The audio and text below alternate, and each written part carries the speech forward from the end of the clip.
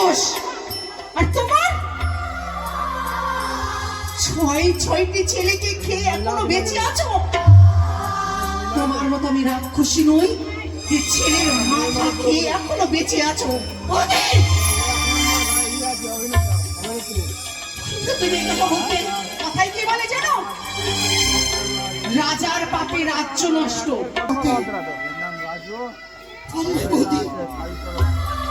কেন হলো তোমার মুখে কথা?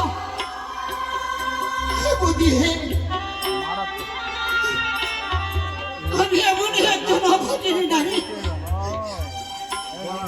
যে এমন করে ছয় সন্তানকে খেয়েছে।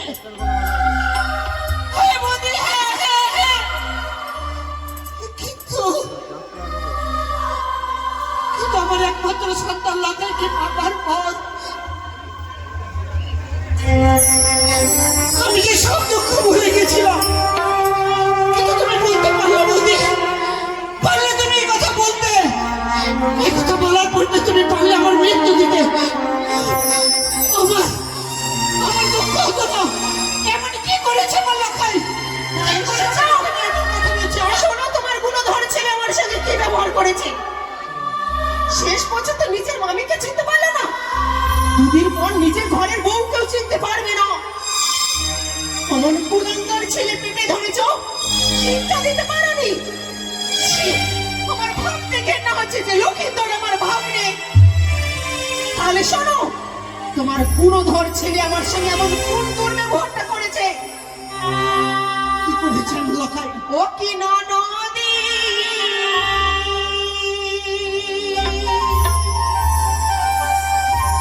কি তোমার ছেলে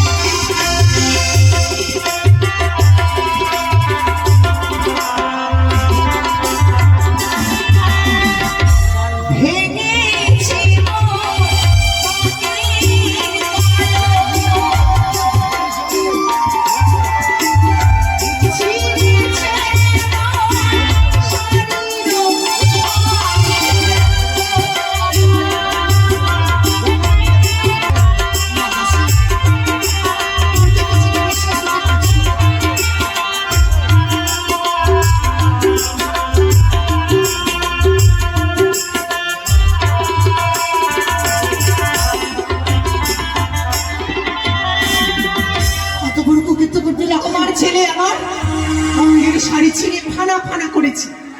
এটা করতে পারবে লক্ষণ? নাবালক সন্তান আমার এত বড় কুকর্ম করতে আমি এটা কিছু মেনে নিতে পারছি না। শুনতে পাচ্ছ?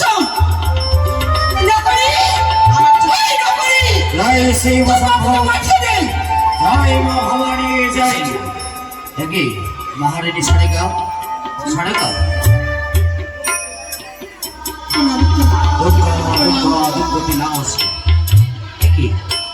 এই রাজপ্রাসাদে এত চিৎকার চেঁচামেচি এমন কি বা হয়েছে মহারানী সাড়ে গাও?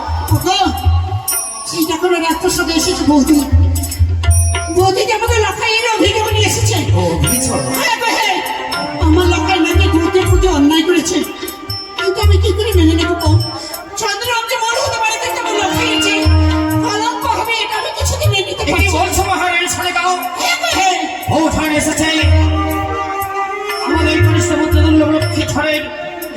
অভিযোগিনী কোথায় বৌঠান? বৌঠান এ কি শুনলাম আমি? আমি যে ভাবতে পারি লখাই কোনো কর্ম ধরতে পারে। হ্যাঁ ঠাকুর জামাই, এটাই সত্যি। আমিও কোনোদিন ভাবতে পারিনি যে লক্ষ্মীন্দর এমন অন্যায় করবে। শেষ পর্যন্ত নিজের মামলাই তো ছিল না, এত বড় অন্যায় করলো। আমার যে ভাবতে ঘেন্না হচ্ছে। ছি! সদাগর বংশের মান সম্মান সব বিসর্জন দিয়ে দিল। বৌঠান লখাইকে সর্বদিকে এত বড় উল্লেখ করেছি আমি, কোনোদিনও কেউ তার নামে অভিযোগ নিয়ে আসেনি। আমি বিশ্বাস করতে পারি না লখাই এরকম কর্ম করতে পারে। তাহলে মান বলে এতদিন ধরে কেউ নিয়ে আসেনি অভিযোগ, আজ কেন আমার নিজের আত্মীয় আমার বৌঠান অভিযোগ নিয়ে এসেছে? তা সত্য না মিথ্যা আমায় জানতে হবে। এই গোপন রহস্য আমার প্রকাশ করতে হবে, বের করতে হবে। কিন্তু কি করে আমি এই গোপন রহস্যকে বের করি? বুঝেছি, লখাইকে ডেকে দেবো, তা সত্য না মিথ্যে অবশ্যই প্রকাশ হয়ে যাবে। লখাই লখাই আশীর্বাদ করি লখাই, ছেলে সেবা লখাই রে। এই সুপ্রভাত তুমি কেন ডেকেছো বিদেবা? জানিস লখাই, যখন যা তুই চেয়েছিস আমি তোকে দিয়েছি, তাই না লখাই? হ্যাঁ আমি যা বলেছি আমার কথা মতো তুই কর্ম করেছিস লখাই। করেছি। তোকে শিক্ষায় পারদর্শী করেছি, কখনো তুই কাউকে অন্যায় বানিয়ে বলিস না কারো সাথে অত্যাচার করিস না পিতা। তা সত্য। কিন্তু লখাই জানিস লখাই, আমার অবর্তমানে এই রাজ্যের রাজা কে হবে লখাই? আমি সত্য। আর কোনো প্রজা যদি কোনো অপরাধ করে তার সাজা কি হবে লখাই? শিরসের পিতা। বা সত্যই বলেছিস লখাই, সত্যই বলেছিস। জানিস লখাই, এই সেই দস্যু, সেই শয়তান, সেই কুলঙ্গার আমাদের এই রাজপ্রাসাদে রয়েছে। কিন্তু কি করেছে সে পিতা? সে অন্যায় করেছে, এমন কি অন্যায় করেছে? এক নারীর সতীত্ব নষ্ট করেছে। পিতা গো, এমন কি দূরেছে? একটিবার সেই পুরুষের নাম বলো, নিজের হস্তে হস্ত পরিত্যাগ করে ছড়ে যাবে তার চুলের মুঠি ধরে মেরে সম্পূর্ণ রাজপ্রাসাদে নিজের হস্তে অস্ত্র ধারণ করে সম্পূর্ণ রাজবাড়িতে করবো তার শিরস্থান। লখাই, হ্যাঁ পিতা হ্যাঁ। আমি যদি বলি সেই কুলঙ্গার, সেই দুরাচার অন্য কেউ নয়, তবে সেই দুরাচার হচ্ছে একমাত্র তুই। আমি হ্যাঁ লখাই, হ্যাঁ। ছি ছি ছি পিতা ছি, এ কখনো হয় না পিতা। আমি চম্পকনগর যুবরাজ, আমি যেমন তোমার অগ্রজাতের সন্তান, একদিকে চম্পকনগর নয়নমণি, আমি আমি আমি সব কর্ম করতে পারি না। জানিস লখাই, এই কথা শুনে আমার মহাভাব, আমার ভাবতেও ঘেন্নে হয় যে আমার কনিষ্ঠ বন্ধু দুর্লভ লক্ষ্মীধর এই কুকর্ম করবে। তবে শোন লখাই, তুই এই কর্ম করিস তাই না? সেই রাখতো সেই রমণী ধর নামে অভিযোগ নিয়ে এসেছে, সেই দেখ তাকে তুই চিনতে পারিস না। পিতা গো, লখাই, এই একটা কথা বলবো। কি? আমি যাকে জীবনে নির্দিষ্ট দর্শন করিনি, কোন নারীকে যদি সম্মুখে এনে দাঁড়িয়ে দাও পিতা, কি সে কিবা তার আত্মপরিচয়? আমি তাকে দেখে চিনি না পিতা, আমি চিনি না। না দেখলে মহারানী সানিকা কি বলে লখাই? দাঁড়াও, নারীরা সবই করতে পারে কিন্তু তার সম্মানের কথা কেউ কেউ বলতে পারে না।